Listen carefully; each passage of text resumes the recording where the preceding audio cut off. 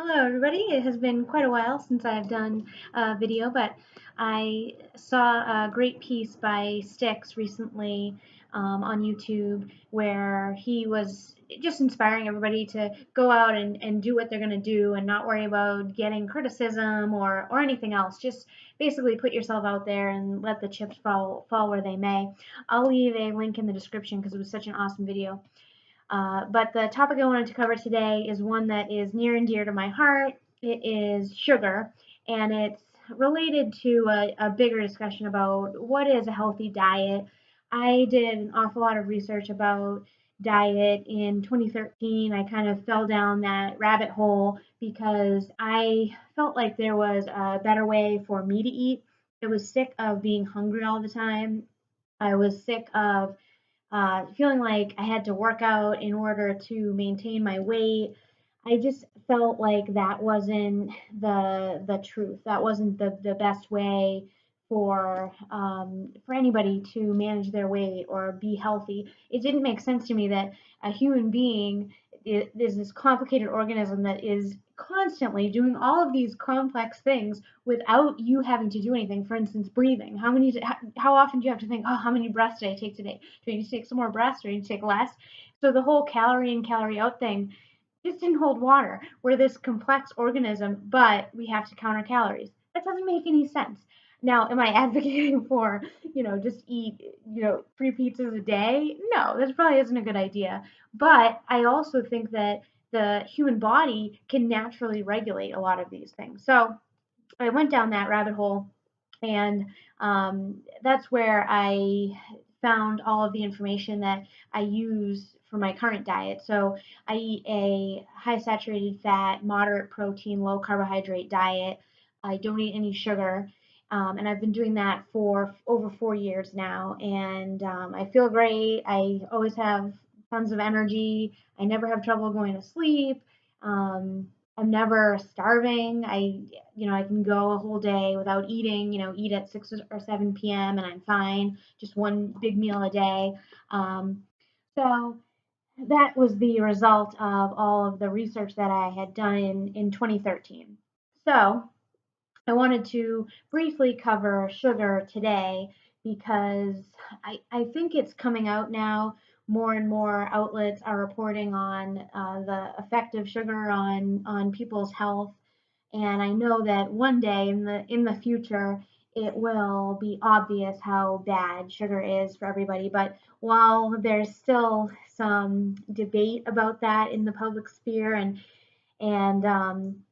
it's possible that because I know about sugar, I'm seeing the results that I want to see. So, for instance, I'll look out in the media sphere and I'll see, oh, great, people are reporting on how bad sugar is.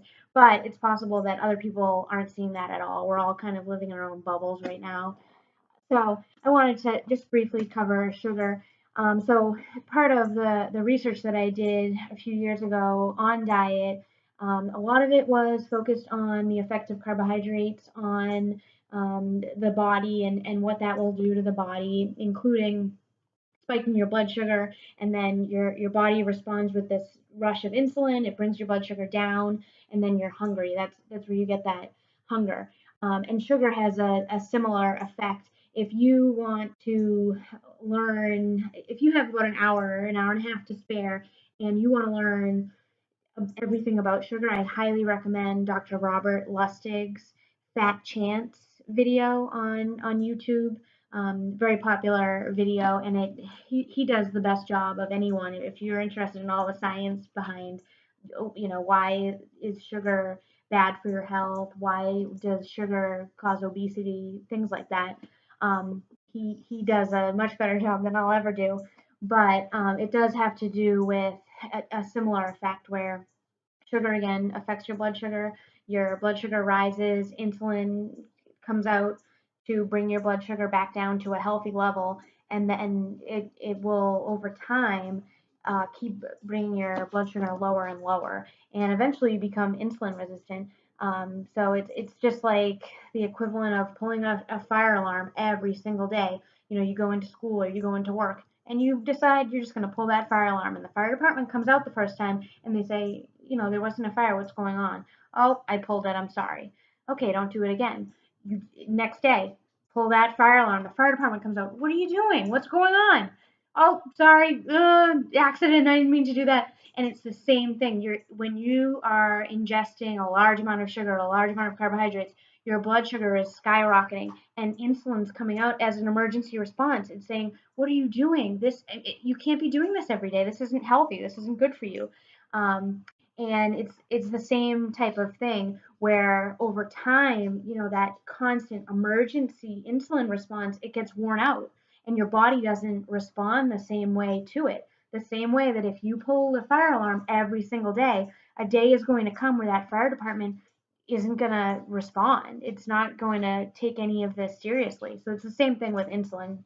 That's probably the best way I could describe it. Although, again, not a technical explanation, and there are people who can explain it much better than me. But that's why I don't eat carbohydrates. That's why I limit my carb intake, limit my sugar intake. I do think that sugar is probably a lot worse for you than carbohydrates, and I think that there's definitely an addictive component to it. A lot of research has come out recently that sugar affects your brain the same way that drugs affect your brain. So there's another component there that is probably the reason why it's not easy for people to just put down soda or just quit sugar, just quit eating cookies and other delicious things. So sugar is just something that I think we look at as an innocent substance at the moment.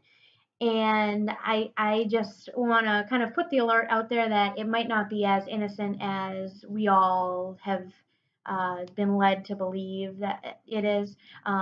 There's a lot of awesome documentaries out there about sugar. One I would recommend if you're a documentary person is Sugar Coated. It does an awesome job of breaking down how sugar became so insidious, how the food industry pumped sugar into everything, and they took out other things as a result, how the low fat trend helped to put sugar into all of our different products. So I'll end with an awesome book recommendation. This is The Case Against Sugar by Gary Taubes. Wonderful book. Gary has a couple of other books, and I recommend all of them. He kind of got me started on the whole diet thing in 2013. He has another book. It's called Good Calories, Bad Calories. Highly recommend that. It's very technical and long. But he also did a truncated version, which is called Why We Get Fat and What to Do About It. A pretty quick read and a pretty easy read compared to some of his other books.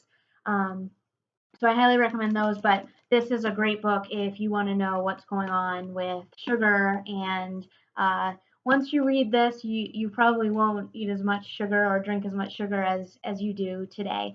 So if you are looking at different health options, if you're interested in learning more about health, if you're sick of maybe being a little chubbier than you want to be, or if you're sick of having to go to the gym and run 4 miles a day just to maintain your weight, I would recommend doing a little bit of research on sugar, maybe checking out the low carb world. Everybody's different. Everybody's body will react differently to any given diet, any different food. So I would not recommend my diet for everybody, but I would recommend going out and figuring out the best diet for you. Because if what you're doing right now isn't working, maybe you could change it and get better results. So that's my 2 cents for today. I'll try to do more videos and come up with some fun topics to cover. But thank you all for listening, and I'll see you all later.